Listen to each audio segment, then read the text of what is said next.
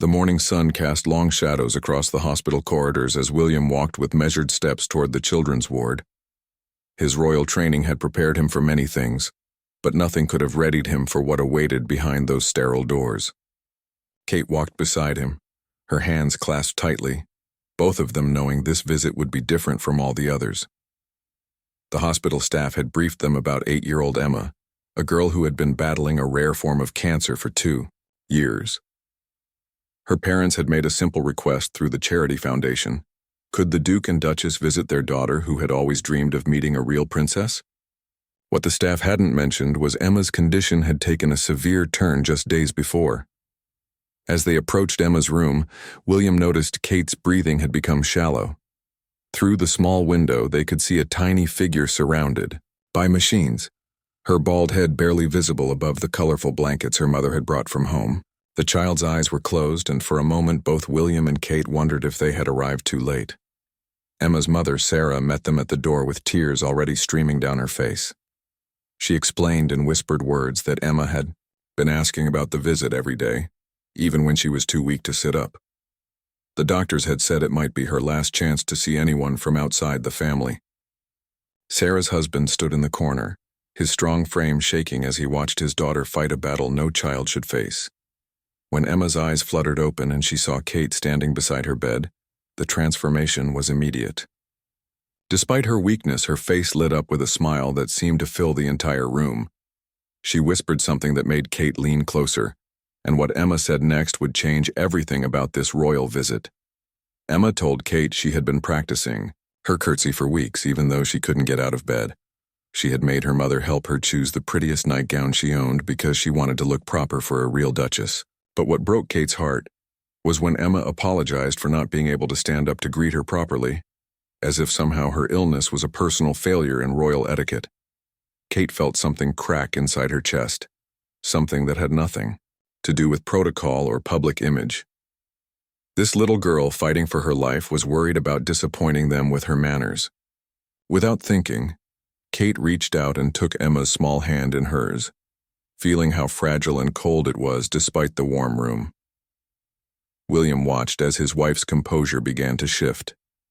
He had seen Kate in thousands of public situations, had watched her navigate complex social dynamics with grace and precision. But this was different. The careful mask of royal propriety was slipping away, replaced by something raw and human and completely unguarded. Emma asked Kate if she could touch her hair, explaining that she missed having long hair like the princess in her favorite storybook. Kate immediately leaned forward, letting Emma's tiny fingers run through her carefully styled locks. The gesture was so simple, yet it shattered every invisible barrier that existed between the royal couple and this dying child. The room fell, silent except for the steady beeping of medical equipment. Emma's parents watched in amazement as their daughter, who had barely spoken above a whisper for days, began telling Kate about her dreams of becoming a teacher when she grew up. She wanted to teach little children how to read the same fairy tales that had kept her company during her long hospital stays. Kate listened to every word, her own eyes growing bright with unshed tears. She found herself making promises she had never made before, telling Emma about all the places she would visit when she got better, about the books they could read together. William stood transfixed, watching his wife connect with this child in a way that transcended their royal roles entirely. As the visit continued, something fundamental was shifting in that small hospital room. The careful boundaries that separated the royal family from the people they served were dissolving, replaced by something much more powerful and dangerous: genuine human connection that couldn't be controlled or managed by palace handlers. Emma suddenly grew very still, her small hand still holding Kate's. Her breathing became labored, and the machines around her bed began beeping more urgently. The medical staff moved quickly but quietly, checking monitors and adjusting equipment, while trying not to disturb the royal visit that had brought their young patient such obvious joy. Kate refused to let go of Emma's hand, even when the nurses needed to work around her. She whispered softly to the little girl, telling her stories about the palace gardens and the swans that lived in the lake. Emma's eyes remained fixed on Kate's face, as if drawing strength from every word. William found himself moving closer, to the bed, abandoning the formal distance he typically maintained during public appearances. He began telling Emma about his helicopter rescue missions, describing the beautiful countryside of Wales from above. His voice was gentle, almost fatherly, as he painted pictures with words of green valleys and ancient castles that Emma might never see with her own eyes. The child's mother, Sarah, watched in disbelief as the Duke and Duchess of Cambridge sat beside her daughter's hospital bed like old friends rather than distant royalty. She had expected a brief, formal visit with photographs and polite conversation. Instead, she was witnessing something that felt deeply personal and achingly intimate. Emma managed to whisper a request that stopped everyone in the room. She asked Kate if she could pretend to be her big sister, just for today. The question hung in the air like a delicate soap bubble, beautiful and heartbreaking and impossibly fragile. Kate's response came without hesitation. Of course she could be Emma's big sister, for today and always. What happened next would be discussed in palace corridors for years to come. Kate kicked off her expensive heels and climbed carefully onto Whitey, the narrow hospital bed beside Emma. She wrapped her arms around the little girl, holding her close while continuing to tell stories. The image of the future Queen of England cuddling a dying child in a hospital bed was not one that royal protocol had ever anticipated. William felt his throat tighten as he watched his wife abandon every rule of royal engagement. Palace handlers had always been clear about maintaining appropriate distance, about the risks of becoming too personally involved with the people they met. But watching Kate with Emma, he realized how hollow and meaningless those restrictions suddenly seemed. Emma's father approached William, his voice breaking as he thanked him for bringing happiness to his daughter's final days. The word "final" hit William like a physical blow. He had attended many charitable events, had met countless children facing difficult circumstances, but something about Emma's courage and her parents' quiet dignity had broken through his carefully constructed emotional armor. Kate began singing, softly, a lullaby her own mother had sung to her as a child. Emma's breathing gradually became more peaceful, and a small smile played at the corners of her mouth. The other patients in neighboring rooms could hear the gentle melody drifting through the walls, and several nurses paused in their duties to listen to the unexpected concert. The royal protection officers stood uncomfortably by the door, uncertain how to handle a situation that bore no resemblance to their standard protocols. They had been trained to manage crowds and security threats, not to witness their charges having profound emotional experiences that threatened to undo years of careful, royal conditioning. Emma asked Kate if she believed in heaven, and whether angels really had beautiful dresses like princesses. Kate's answer came from somewhere deep in her heart, rather than from any religious training she had received.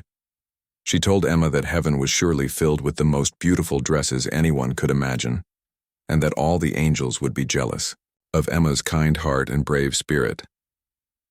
As the afternoon wore on, more family members began arriving to say goodbye to Emma. Her grandparents, aunts, uncles, and cousins filled the small room, creating an intimate gathering that felt more like a family celebration than a formal royal visit. Kate and William found themselves not as honored guests but as adopted family members, included in this sacred circle of love and grief. The transformation was complete now. The Duke and Duchess of Cambridge had become simply William and Kate, two people whose hearts were breaking alongside a family facing the unthinkable. The royal masks had slipped away entirely, revealing the vulnerable humans underneath, who were struggling to comprehend the unfairness of a world where children, like Emma, had to suffer. The sun was setting outside Emma's hospital window when she made her final request. Her voice was barely audible now, but her words carried the weight of a lifetime compressed into 8 short years.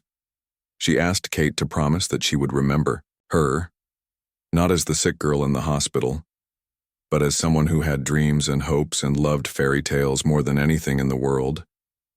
Kate's composure finally shattered completely. Tears streamed down her face as she made that promise, her voice thick with emotion as she assured Emma that she would never ever forget her. She promised to think of Emma every time she saw a beautiful sunset, every time she read a fairy tale, every time she met another little girl with big dreams and a brave heart. William found himself making promises too, commitments that went far, beyond anything in his official capacity as a royal patron. He promised Emma's parents that their daughter's story would not end in this hospital room, that her memory would inspire changes in how the royal family approached their charitable work. He promised that Emma's courage would become part of his own story, guiding him in ways he was only beginning to understand.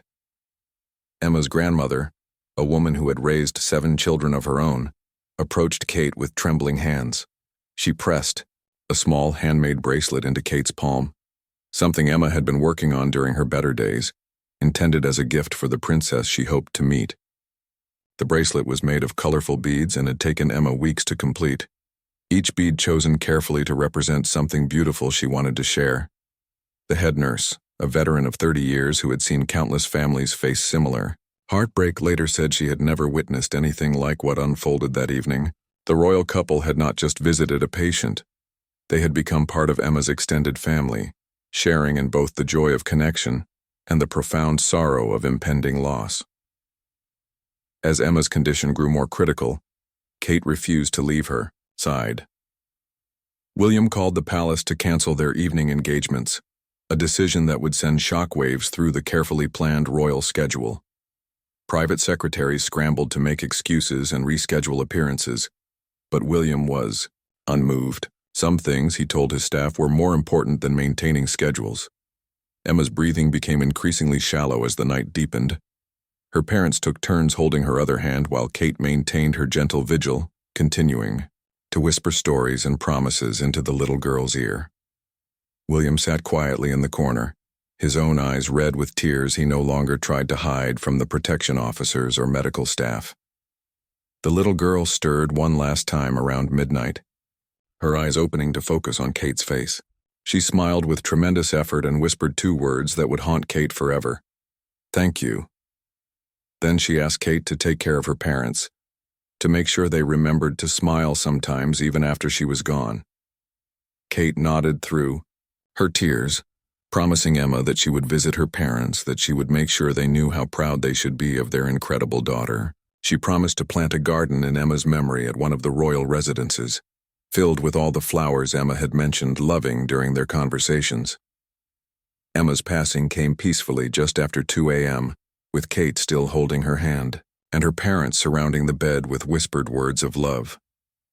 The room fell into a profound silence, broken only by the quiet sobbing of a family saying goodbye to their precious daughter, and a duchess who had discovered that some connections transcend all boundaries of class and protocol.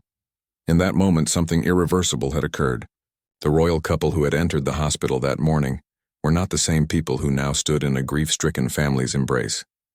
They had been fundamentally changed by encountering love so pure and courage so absolute that it demanded they examine everything they thought they knew about duty, service, and what it truly meant to serve the people of their future realm.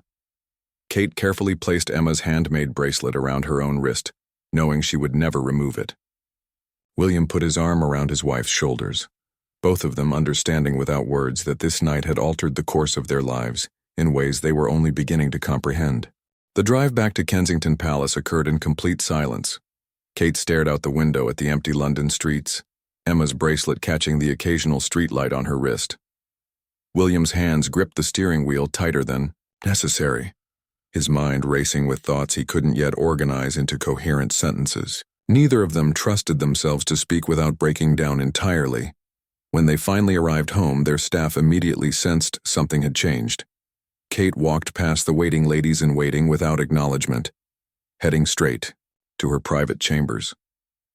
William dismissed his private secretary with an unusually curt nod, making it clear that debriefings and scheduled discussions would have to wait until tomorrow, or perhaps longer. Kate sat on the edge of her bed for hours, still wearing her formal visiting outfit. Unable to process the enormity of what had just occurred, she kept touching Emma's bracelet, remembering the little girl's careful explanations about each colorful bead. The pink one represented cotton candy at the fair she had attended before getting sick. The blue one was for the ocean she hoped to visit someday. The yellow one stood for the sunshine that streamed through her bedroom window at home. William found himself in his study, staring at official papers that suddenly seemed meaningless. Reports about trade delegations and ceremonial duties felt hollow compared to the raw human experience they had just witnessed. He realized with startling clarity that in 8 years of marriage and countless public appearances, he had never seen Kate as vulnerable and authentic as she had been in Emma's hospital room. The palace staff began receiving unusual requests. The following morning, Kate wanted information about children's hospices across the country, not for official visits, but for private understanding. She requested meetings with specialists in pediatric care, grief counseling, and family support services. These were not the typical briefings that accompanied royal patronages, but deep dives into systemic issues that most royals preferred to address from a comfortable distance. William shocked his private office by announcing he wanted to completely restructure their charitable approach. Instead of brief formal visits designed primarily for positive publicity, he wanted meaningful, ongoing relationships with fewer organizations. He wanted to understand problems thoroughly before attempting to help solve them, even if it meant spending less time in the spotlight and more time in situations that might be emotionally difficult. The palace press office received urgent calls from photographers who had been scheduled to document the hospital visit. There were no photos to distribute, no carefully staged moments of royal compassion. The protection officers had been instructed not to allow any cameras into Emma's room, a decision that had seemed routine at the time but now took on deeper significance. Kate called Emma's parents directly, bypassing all protocol about royal communications being handled through official channels. She spoke with Sarah for over an hour, learning more about Emma's personality, her favorite books, her dreams of becoming a teacher. Sarah shared stories about Emma's determination to finish her bracelet despite her weakening condition, working on it every day even when her hands shook from medication. The conversation with Emma's father was equally profound. He told William about his daughter's incredible bravery, how she had comforted other children in the hospital ward, how she had insisted on giving away her favorite stuffed animals to kids who seemed sadder than she felt. He described a child who had faced terminal illness with more grace and wisdom than most adults could muster. William began making private inquiries about the hospital's funding, the resources available to families facing similar situations, the gaps in support systems that left parents like Emma's struggling with medical bills and emotional trauma. These were not the typical concerns of future monarchs, who usually left such detailed policy work to government ministers and charitable professionals. Kate started visiting other children in the same hospital ward, but these visits were not announced to the press or recorded for official purposes. She simply appeared, often bringing books or small gifts, sitting with families who were facing the same impossible journey that Emma's parents had traveled. The hospital staff began calling her visits Kate's quiet hours, times when the future Queen became simply another caring adult in a place filled with too much sorrow. The transformation was becoming visible to everyone around them. Staff members noticed that Kate's formal speeches now included personal references to individual children she had met, rather than general platitudes about the importance of charitable work. William's official statements began addressing systematic problems in healthcare and family support with an urgency and specificity that surprised government officials accustomed to royal neutrality on policy matters. Emma's funeral was attended by hundreds of community members, but Kate and William sat quietly in the back, present not as royal dignitaries but as friends of the family. They listened to eulogies that painted a picture of a remarkable child, whose impact on everyone she met far exceeded her brief time on Earth. They realized that Emma had taught them more about true service in one day than years of official training had accomplished. 3 months after Emma's passing, Kate made an unprecedented decision that sent shockwaves through the royal establishment. During a major charity gala attended by influential donors and media representatives, she deviated completely from her prepared remarks. Instead of delivering the expected speech about the importance of supporting children's charities, she told Emma's story in vivid, personal detail. She spoke about holding a dying child's hand, about making promises in a hospital room that changed her understanding of what royal duty truly meant. She described Emma's bracelet, which she wore visibly that evening, explaining the significance of each bead with tears streaming down her face. The ballroom fell into stunned silence as the Duchess of Cambridge revealed her own vulnerability and transformation in ways that royalty simply did not do in public. The speech was captured by cameras and broadcast around the world within hours. Palace officials watched in horror and fascination as their carefully managed royal brand was replaced by something raw, authentic, and impossible to control. Kate had broken the fundamental rule of royal public appearances. She had allowed her genuine emotions to completely overshadow the formal message she was supposed to deliver. William's response surprised everyone, including his own staff. Instead of damage control or attempts to minimize his wife's emotional outbreak, he publicly supported her approach. In his own speech later that evening, he declared that the royal family's charitable work would be guided by the same principles Emma had demonstrated: genuine care, personal connection, and unwavering commitment to making real differences in individual lives. The public response was unlike anything the royal family had experienced before. Letters poured into the palace from families who had lost children, from parents currently facing similar struggles, from people who felt the royal family had finally shown them authentic human connection rather than distant, ceremonial compassion. The palace switchboard was overwhelmed with calls from people wanting to share their own stories of loss and resilience. Kate began receiving invitations to speak at medical conferences, not as a royal patron offering ceremonial support, but as someone whose experience with Emma had given her insights into family-centered care that medical professionals wanted to understand. She accepted these invitations despite strong palace resistance, speaking candidly about the emotional impact of witnessing a child's death and the ways it had changed her perspective on healthcare policy. William started making unannounced visits to children's hospitals across the country, arriving without media fanfare or official protocols. He would spend hours in intensive care units, talking with families, learning about treatment challenges, understanding the daily realities that statistics and briefing papers could never convey.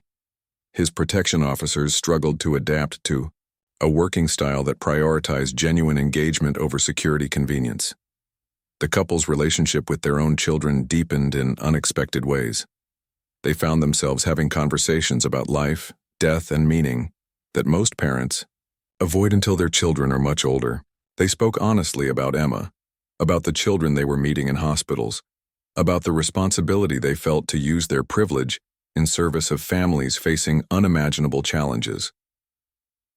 Kate established a private foundation focused specifically on supporting families during a child's terminal illness, but she insisted on maintaining direct involvement in its operations rather than serving as a figurehead. She participated in training sessions for grief counselors, attended support group meetings for bereaved parents, and learned about palliative care approaches from medical professionals who had never expected to educate a future queen. The media struggled to classify this new version of royal engagement. Traditional royal coverage focused on fashion choices, ceremonial duties, and carefully managed public appearances. But Kate and William's post-Emma approach to their roles resisted easy categorization.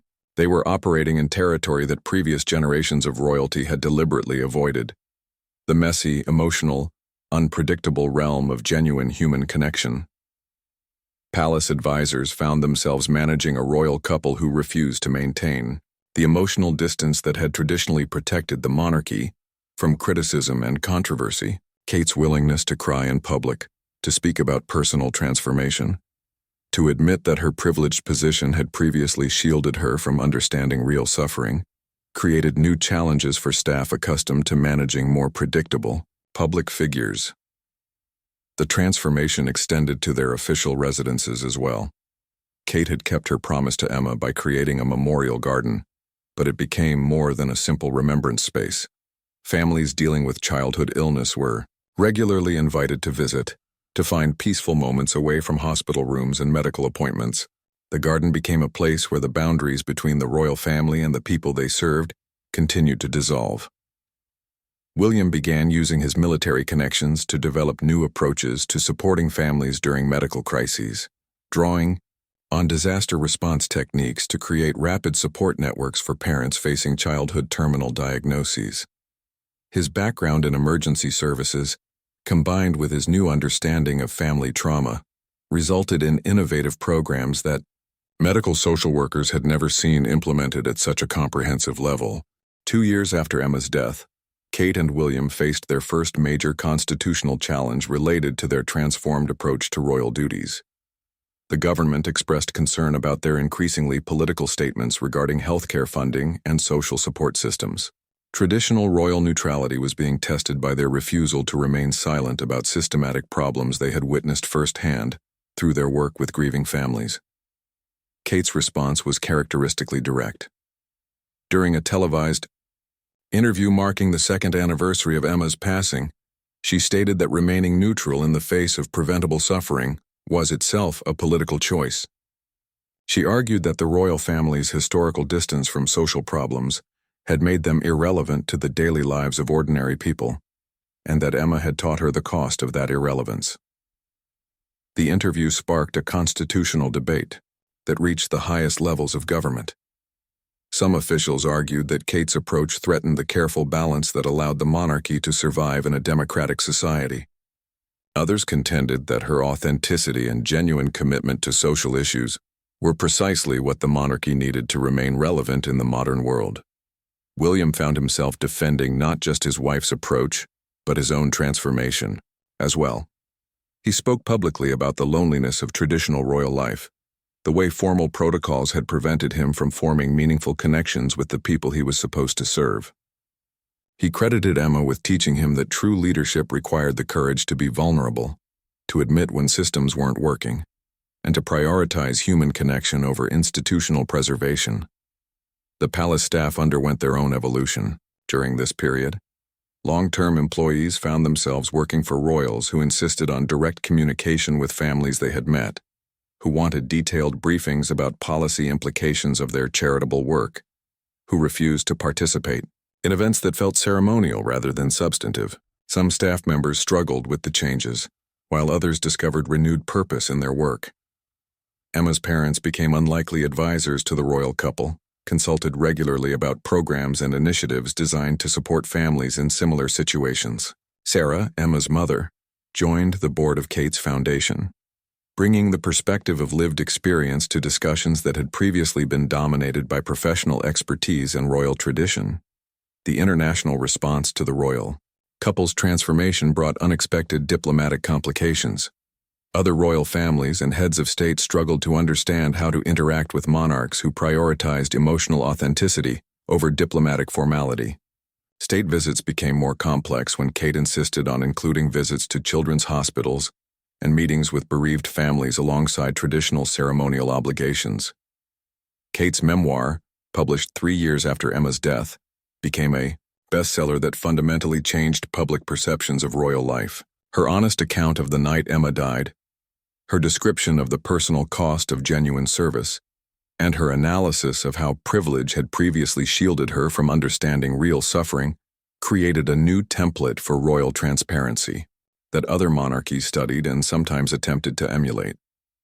The book's most powerful chapter described Kate's realization that Emma's 8-year life had demonstrated more authentic leadership than decades of traditional royal training.